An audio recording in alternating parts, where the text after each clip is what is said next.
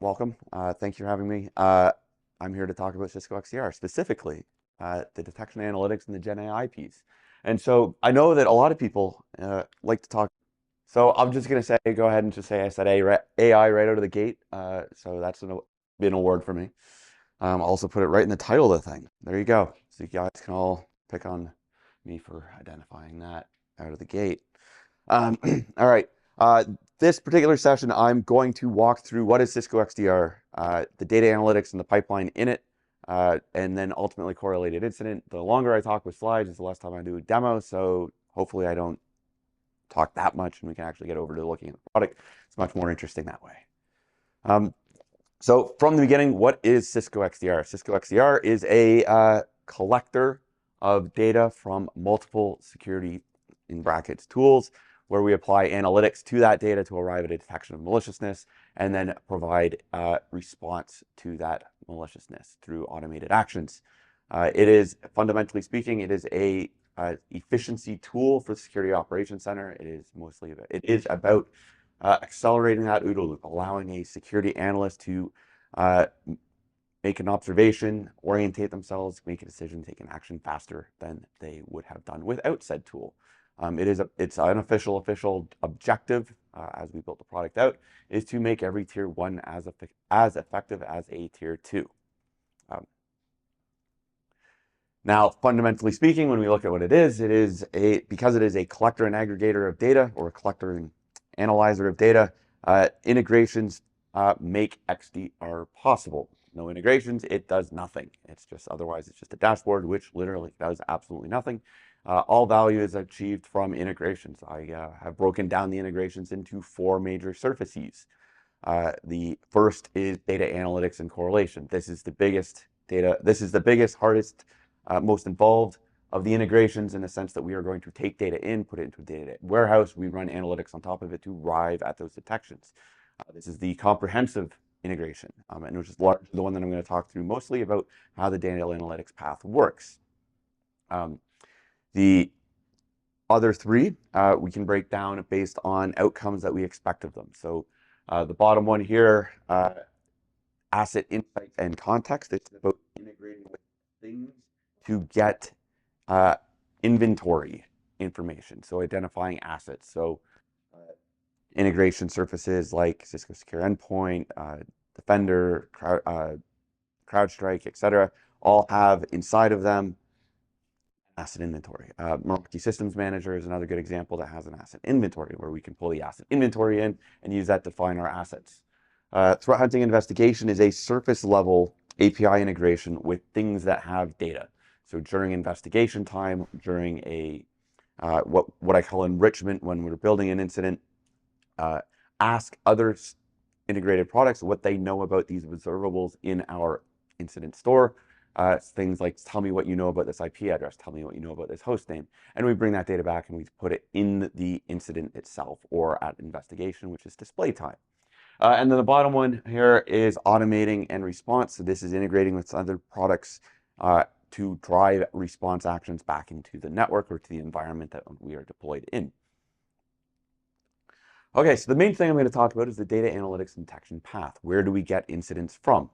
The main component of XDR, as I previously mentioned, is to take data in, provide analytics to arrive at a detection. An incident, in the XDR terminology, is a data object that is made up of data from multiple security tools, largely, or multiple integrated tool sets. As all of the data comes in, we do analytics, correlation, we create a logical incident bundle, which then is basically the object upon which an analyst is going to interact. And I'm going to largely, hopefully, demo this, as opposed to just describe what it is. Where does it create? How does an incident get created? It goes through a long, complex analytics pipeline in order to get to an incident. So to get to an incident, basically we start with data acquisition, that's the box on the far left, and then an analytics stack, which is our larger box on the right. So data acquisition, we integrate with a variety of different sources of data across several different domains.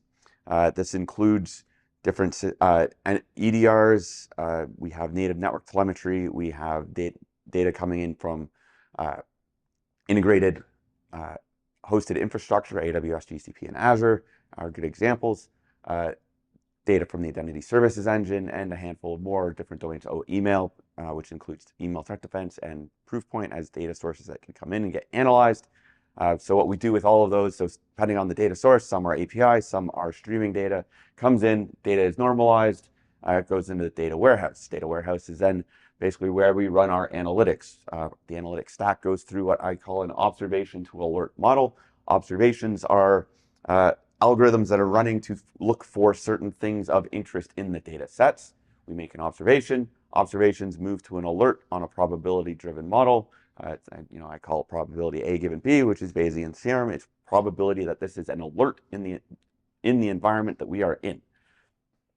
Once you are created that alert, alerts then go through the incident correlation or correlated incident generation process.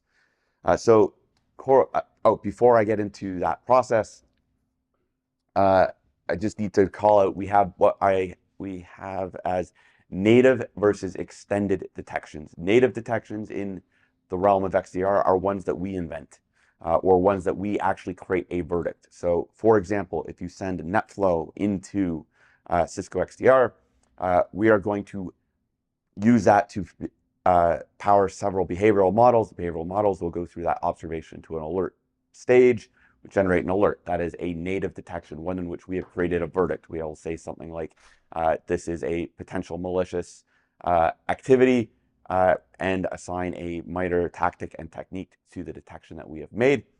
So this is where we go from, that is a native detection, creating it from the data sets that we have.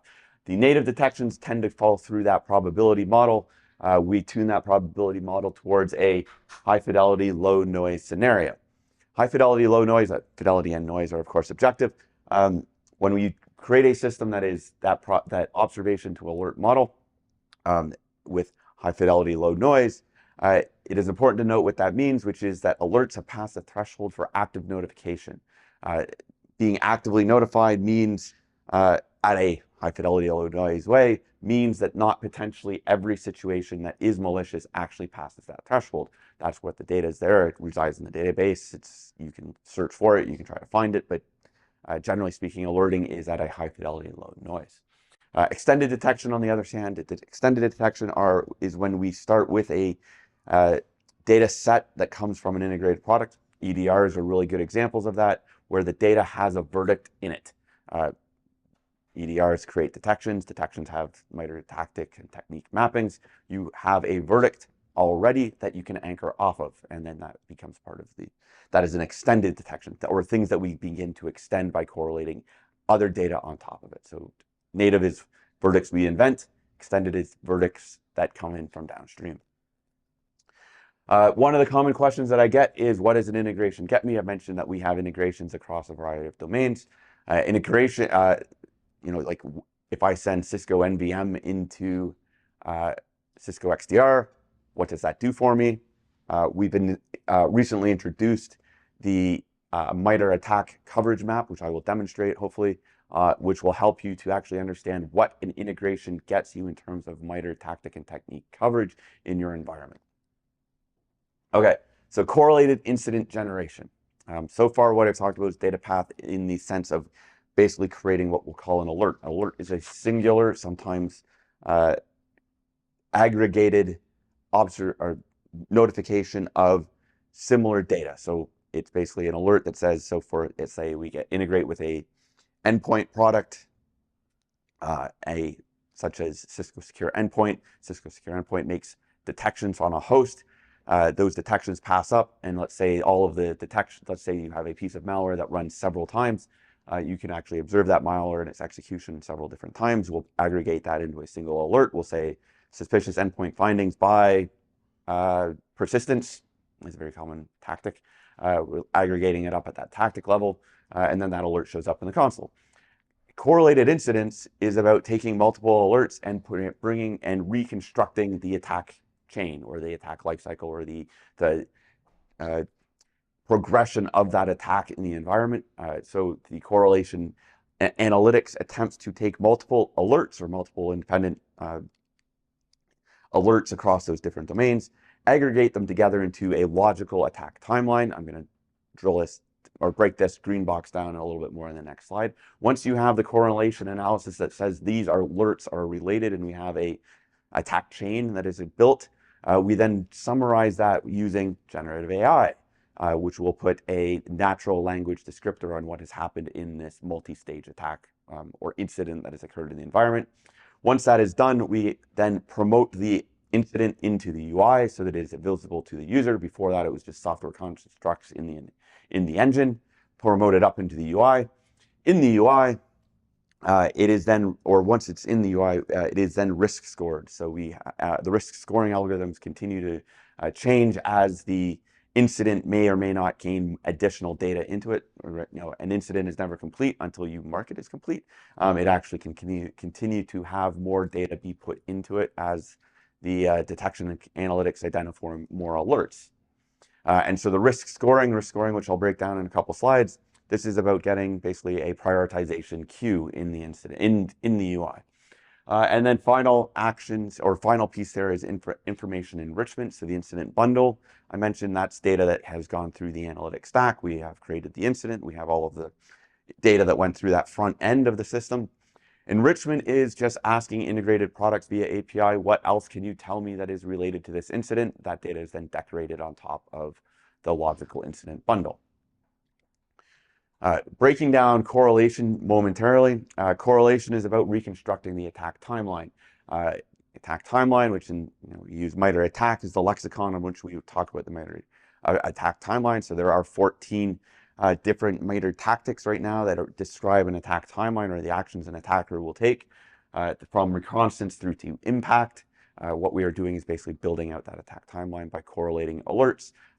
The major things of which alerts are correlated upon today is related alerts and common entities, which we then try to build out that attack timeline. So usually it's like, say, the same host has multiple different alerts across the spectrum of the attack timeline, or that particular host has, say, lateral movement has occurred across to multiple hosts. We end up saying these alerts are related because there's been several different observations and alerts that have been generated across these several hosts in the environment.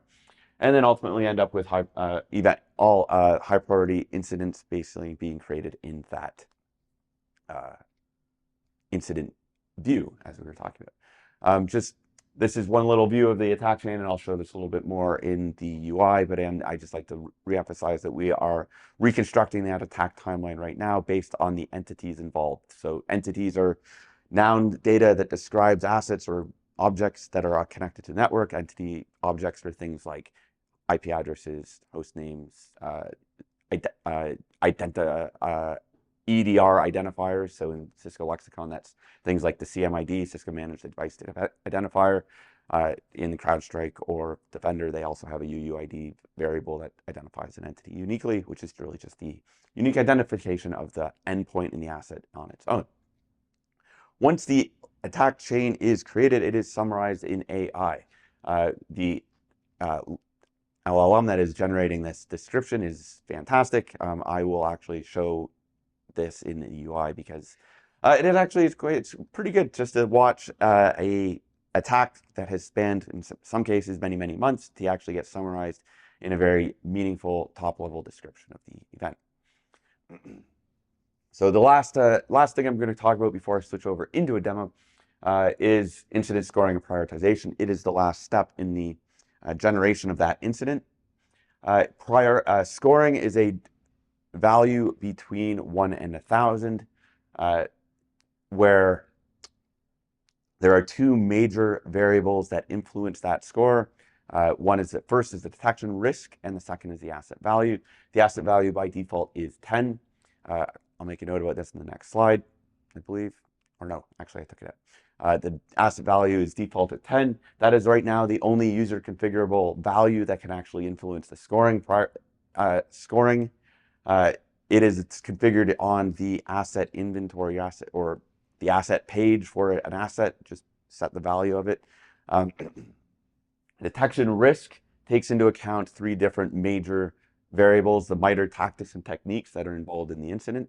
There is a financial model behind this. There's the probability of financial loss given the MITRE tactics and techniques that are involved in this incident.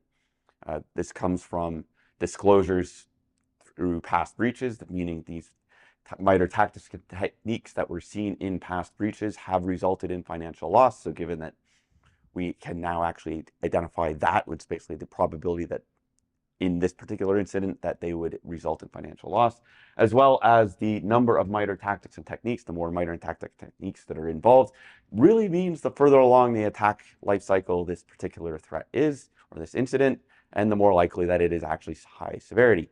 And then the final one is source severity. Sources are the downstream sources that have past verdicts up, often have a severity associated with them. And that severity can further passes through into the prioritization score. The assets, are those just devices, or does that include users as well? Today, it's predominantly devices. Users are actually being incorporated into the system right now as we talk about what we have as Cisco's identity intelligence framework, which we launched earlier this year as we start to work that in as a data source into the product. So being able to like classify, yeah, like classify it levels as a higher priority or a higher asset score. That's right. Yeah. Okay, and the final thing in this, the AI SOC assistant will pop up as soon as I begin the demo. Relatively new to the product. Actually, it was still in a beta, I believe. We launched it at RSA conference a couple weeks ago, or announced it, and we've been demoing it. It's the AI SOC assistant, which is helping to guide an analyst through the response of an incident. We find it to be incredibly useful just to actually basically help guide and train an analyst and give them suggestions on what they should do next given the current state of the incident. Okay, so with that, I'm going to switch to demo. Okay, so first thing that I'm going to do is actually start not in XDR. I'm going to start in Meraki just for fun. So here I am in Meraki dashboard. One of the things we announced this week is an integration between XDR and Meraki. And what is actually happening here is this particular integration has allows all of those XDR incidents that I've talked to actually be displayed in dashboard. I call this the SNOC, Security and Network Operations Centers combined. We are really excited about this integration, and where it's going to go is actually you can begin to work incidents, assign incidents, change their statuses here in the Meraki dashboard, and begin to actually look at some of the data associated with an incident. This particular incident has a lot of data, so it'll take a moment to load. And you can actually look at the incident and begin to actually investigate it and manage it in Meraki dashboard. So switching over to XDR here for a second. Switching over to this XDR tab. I have many different things open today. It's a very busy day. Here we are in in the incident view in XDR, and you'll notice that there are a lot of incidents that have shown up here. There is one here near the top that is assigned to me. It's new. I'm going to click immediately into it and start to drill down into it. By clicking on this, we use a system of what we call progressive disclosure that a analyst experiences as they work through data. Systems of progressive disclosure is disclosing data to an analyst as they ask for it, as opposed to vomiting all of the data at their face the moment they log into the console. We're going to give them information when they request it, as opposed to just give it to them when they don't want it. So we started here with a incident, a score of 1,000. 1,000 is bad.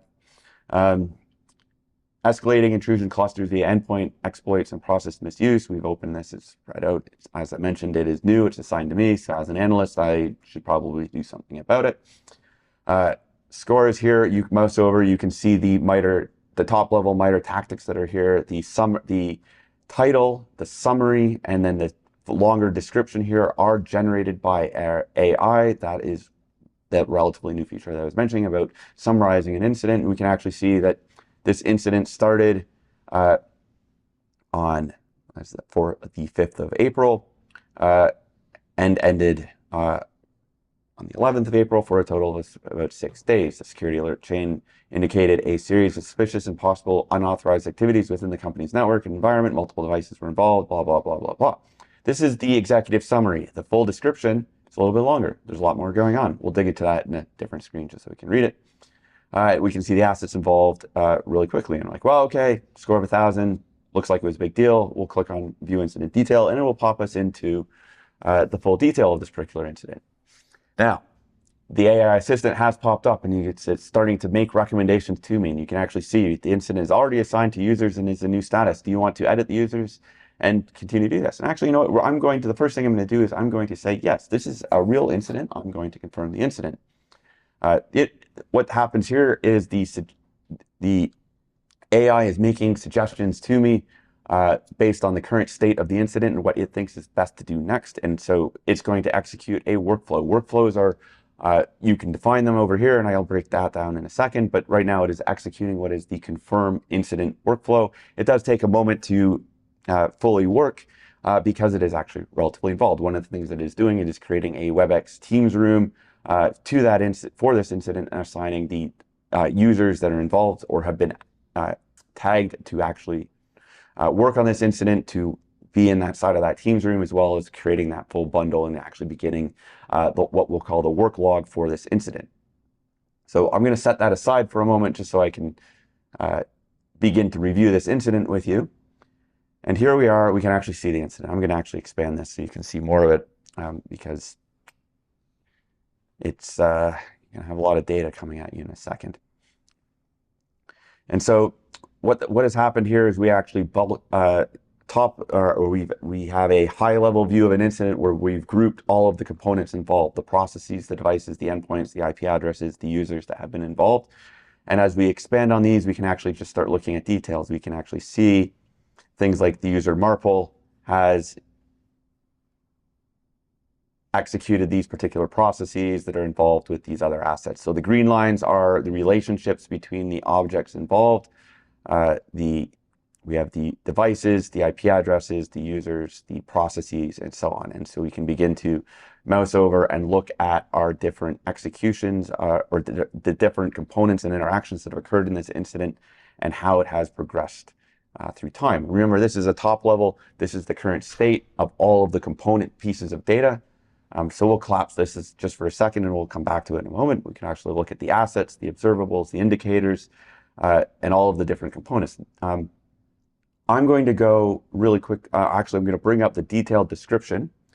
This is the AI generated description of the timeline of events that have occurred on this particular incident, from when it started and all of the different individual alerts and data associated with them that are a component of this incident. So the incident began with the suspicious process path alert being triggered, two particular alerts actually involving these two different hosts. The suspicious process path alert, that's a network visibility module derived alarm, which a network visibility module has logged flow data off of an endpoint. That in particular, this alarm is, there is a process that is running in the Windows directory that shouldn't really be running there. So it's a suspicious process path that's doing things out of the Windows directory that is not a normal type network connection. The suspicious endpoint findings by defense evasion alarm. This is a data that has come, I believe it's either from Defender or CrowdStrike. I'd have to look at the sources in a moment to see which one actually provided this data. So we've begun to correlate data across not just network data, but also into endpoint data as well. And we can see persistence attempts as well as continued through time. We see more alarms. We can see that it consistently is revolving around these two different assets, Flint Win 10, Obsidian Win 10. And then finally, we see final execution of the type of attack that occurred with non-standard LDAP processes and the likelihood that there are unauthorized users attempting to steal credentials off of some of our, off of our domain controllers, as we have very suspicious LDAP connections occurring in this particular environment. Okay, so we have the AI summarized description of the event, and my workflow that I started is actually completed. So now I can actually go, oh, well, I personally just reviewed that while it was happening. I can actually see there's a lot of things. We're going to begin to actually respond to this incident. The first thing we're going to do is we're going to contain the file hashes that were involved. So I'll click that button. And what's happened is the AI has moved us over into the response tab. So I started in the overview tab. Detection tab, we would have drilled down more into some of the details that were behind that high-level description.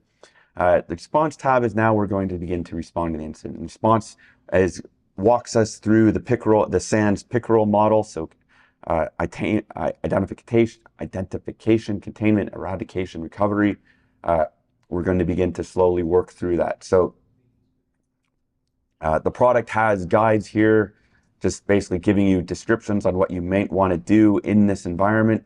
The AI is walking you through all of these items based on the current state of the incident. It's noticing that there are hashes involved or assets involved, and it's going to suggest that we do that. So I click the contain file hashes, and what the AI has done is taken us down to the contain file hashes option. We have pulled that drawer out for the right. These are the file hashes that are known to be involved in the incidents. Do you want to contain them? We will check a couple of them off. We're going to say yes, we do. We will click execute. I've checked off the malicious ones, and if I click execute, it will execute a workflow. Behind the scenes, this is now executing the contained file hashes workflow, which comes built into the product. The contained file hashes workflow will contain those file hashes on any integrated product that can contain file hashes. So that includes, like, say, suppose you had integrated 3 different endpoint systems, such as Cisco Secure Endpoint, Microsoft Defender, the CrowdStrike Falcon. It would block those file hashes on all 3. Okay, so now we're at the AI is now suggesting that we contain the URLs in this particular incident. So he'll move down to the next step here. Bring this drawer out. Let's contain these 2 unknown URLs.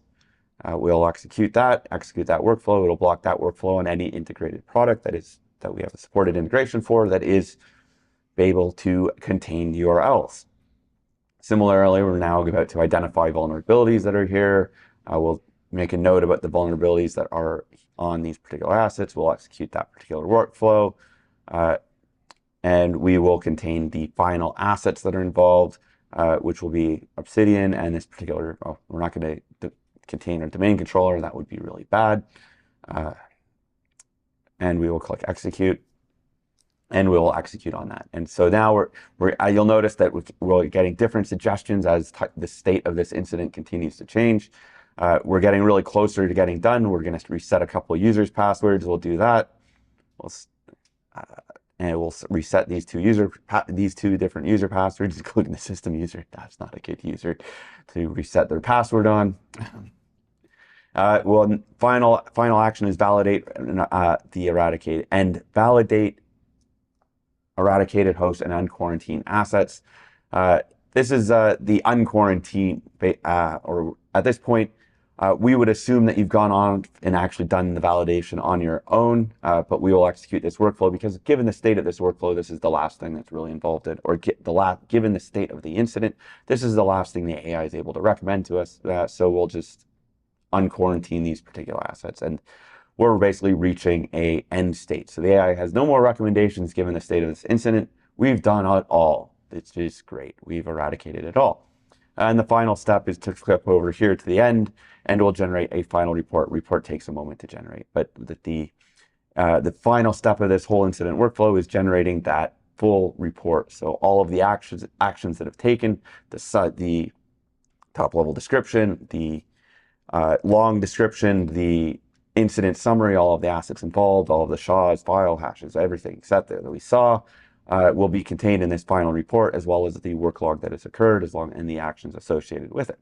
And this is the final executive report summary and the final action that is involved in the incident. And that's it. That is Cisco XDR in a nutshell in 30 minutes. Can you flag those endpoints as needing additional confirmation? Yes, absolutely. Like the Active Directory or kind of web server? I went very quickly through as the AI was suggesting it. The AI was skipping over. Many of these are actually are very involved workflows. So let's say you wanted to actually flag them. It's like you would add notes, you would add more content here. Most analysts would not just go click, click, click, it's done. You could, you also, if you were like, I don't want to do the click, click through the AI, I want to do it automatically, you absolutely could schedule that. You can create triggers to just automatically execute these workflows when you see this asset, these hosts, this particular detection, automatically do these things. My question would have been along the lines of like containment. Yeah. When you were containing actual like workstations, was that like executing a workflow that shut down a port or something like that? It will call the APIs of integrated products that will contain those assets. Okay. So contain assets. The firewall would block them from going out. Right. Okay. Yeah. Or So hierarchy across the whole stack, you can like add them to the black list. So they can enter a containment role, something like that. yeah, depending on what the rules are. So like that built-in workflow, contain assets was really hitting the APIs of, actually, I'm at negative time, but it's really contained. Yeah, you have questions. But it is containing the, if I just bring it up really quickly, XDR contain assets. It is basically just going to set and contain these variables against that target endpoint. Set the variables, and for each of the integrated things that are there, just go and contain that variable. Depending on what you've got hooked into the XDR. That's right. This one looks a little bit bigger than the contain assets. It just has more, just more execution of that one. This one, for example, actually executed a Python script that was just right here. So whatever your script had inside of it. It'd be neat if you could do that though. If you could actually shut down, and then use report that the thing's connected to, and just. Yeah. So like there is several different integrations that you can pull in to execute individual workflows like that. Shut down a port, shut down, updated a L3 rule. Integration with the ICE will, do it, and have identity services engine initiate a change of authorization, right? Okay, yeah. Yeah, so lots of different options. So really just you end up basically thinking through what is the workflows that work best for your environment. If you're doing ICE and you're doing like .1x, you could actually effectively shut down the port that way. Yes.